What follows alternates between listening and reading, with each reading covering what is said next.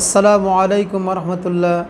ইন্নাল হামদুলিল্লাহ নাহমাদুহু ওয়া নুসাল্লি ওয়া নুসাল্লিমু আলা রাসূলিল কারীম। আম্মা বা'দ ফাউযু বিল্লাহি মিনাশ শাইতানির রাজীম। বিসমিল্লাহির রহমানির রহিম।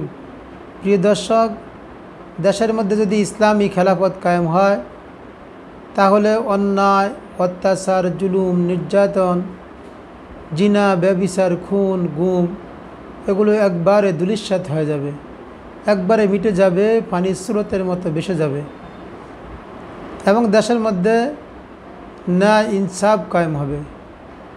মানুষ সঠিক বিচার পাবে, প্রত্যেকে প্রত্যেকের প্রাপ্য বুঝে পাবে, প্রত্যেকের অধিকার প্রত্যেকে পেয়ে যাবে। আর মানুষের অন্তর থেকে ভয়ভীতি দূর হয়ে যাবে এবং মানুষ একটা নিরাপত্তার বেষ্টনীর মধ্যে থাকবে।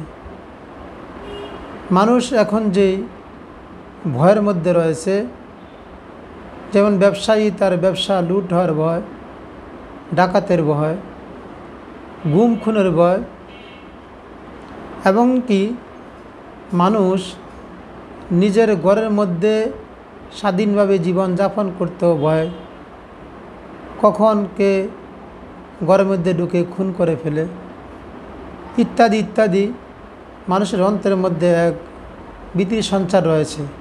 এই সব ভয় ভীতি দূর হয়ে যাবে এবং আল্লাহ তাআলা নিজে সূরাতুন নূর 55 নং আয়াতে ওয়াদা করেছেন যে যদি তোমরা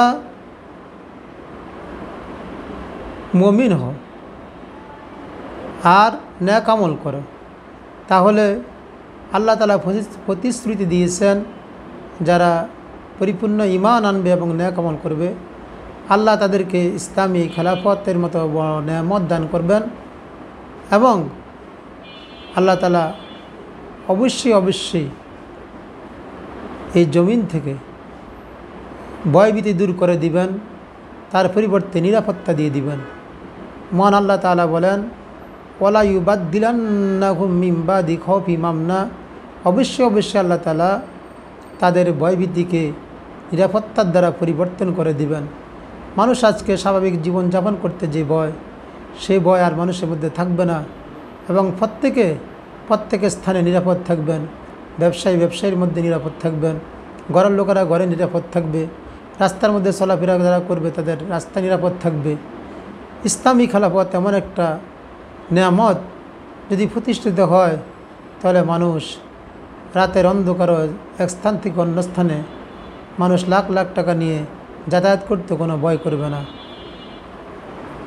এই বড় নেয়ামত দৌলত আমরা যেন আল্লাহর কাছ থেকে নিতে পারি, তাই আমাদেরকে সচেষ্ট হতে হবে, চেষ্টা করতে হবে, আল্লাহর কাছে দোয়া করতে হবে এবং নিজেদের ঈমানকে ঠিক রাখতে হবে, নিজেদের আমলগুলো ন্যাক আমলে ভরপুর করে দিতে হবে। আল্লাহ তাআলা আমাদেরকে পরিপূর্ণ ঈমান এনে পরিপূর্ণ আমল করার তৌফিক দান করুক, বলে আমিন।